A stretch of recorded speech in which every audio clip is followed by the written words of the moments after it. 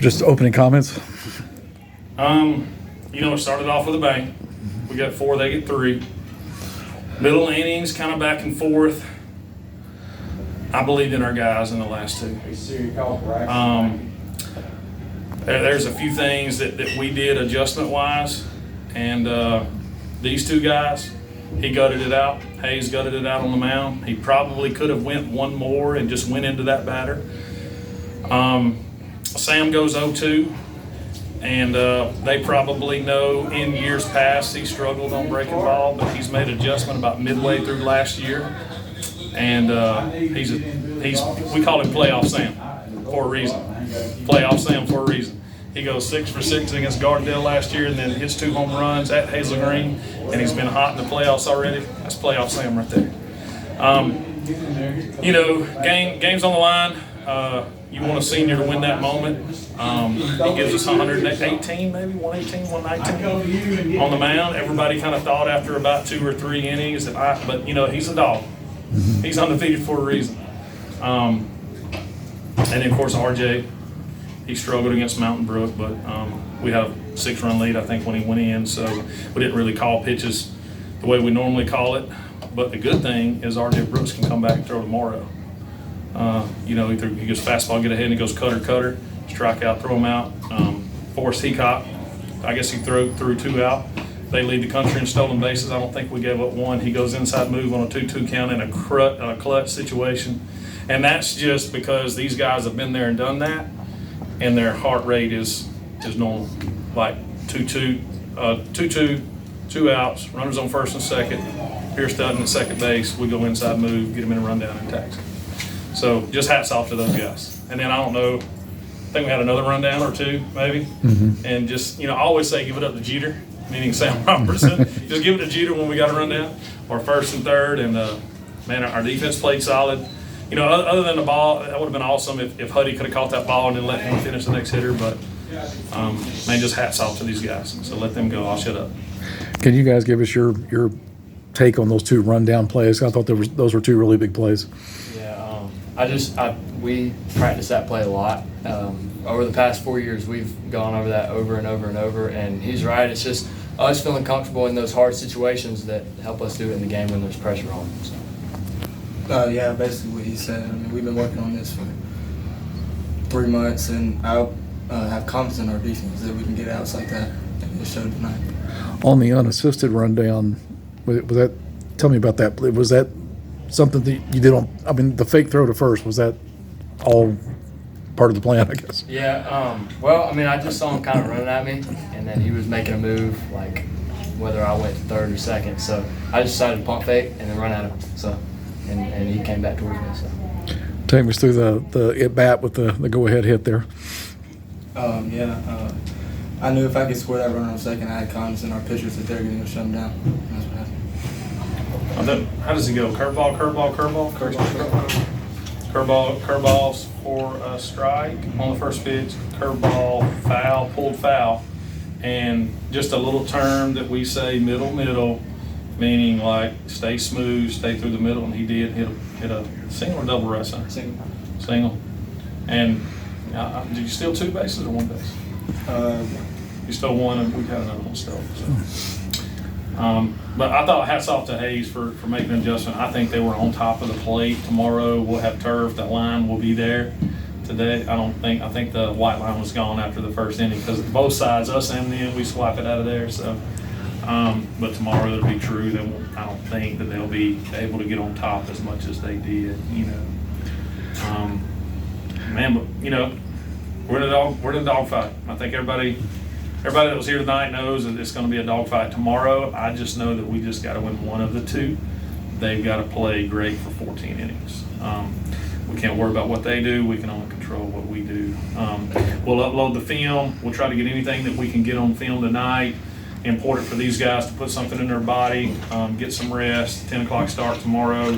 And we'll try to get something on film. I probably won't sleep till Thursday. But I don't know, just excited to be in this opportunity. On the game-ending play, they called interference. Okay. So we go cutter. RJ threw a cutter on the pitch before that looked good, so I wanted to go cutter again. He throws the cutter, swing and miss. Forrest is really good. He's a really good catcher. He's probably going to catch.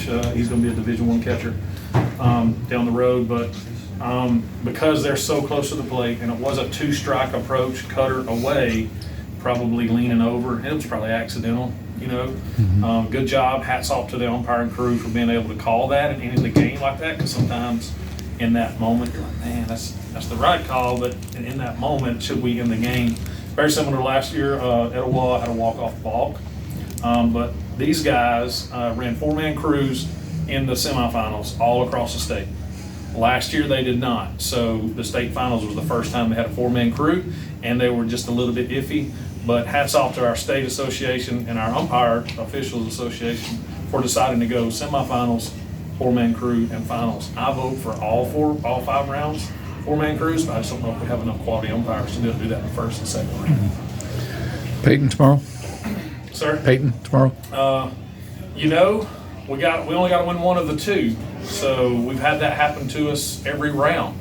We've only had to win one of the 2, and if you notice, I don't know that we've started the same guy in game 2 yet. I don't think. So, and most of our guys know, they probably won't know tonight. We'll come up with a game plan. Against Hartselle, he shut them down, I don't know, 3 or 4 hits in game 1, so that's what made us decide to go with Gallagher in game 2. Last week, I was thinking ahead of Tuesday, today, and I wanted to go ahead and win 2 that night and not have to go to Friday and give them a chance to come watch us and us be tired, because I felt like this was going to be some, pitching on the edge of your seat, just drains you. But if I do, you'll be the first one to know. I'm serious. It's not a secret, but I just don't know until I watch some film. And our guys know that. But we got everybody available except this guy. Guys, to see this scene in your stadium tonight, even though you were in the visiting dugout, just to see how full it was to be this stage, just what did it mean to you guys to see this in your careers? It was unbelievable. We've been playing here for 5 years and growing up our whole life coming to this ballpark. And coming out here tonight just meant something special to us. Yeah. It's just awesome to have this opportunity to play on our home field. We're out here practicing and playing all the time, and for us to play a game of this magnitude and this big here with so many people there is awesome. So, January the 27th-ish, 2018 was his first practice as an 8th grader right out here. We do tandem relays, double cuts, remember? So that, they just blood, sweat, tears, just that, and that they can win tomorrow, first game, second game, whatever. They'll never get another opportunity to play on that field, ever. So, that's pretty sweet. That's pretty sweet to win the game the way we won it. And, they'll remember that for the rest of their lives. Regardless of what happens tomorrow, they'll just remember that moment. And hats off to the city of Oxford for just showing up and showing out. A lot of communication. Everybody's like, it's delayed or whatever. But, everybody talks about a routine, and routines are really important, but they also got to be able to survive in the jungle and the rainforest.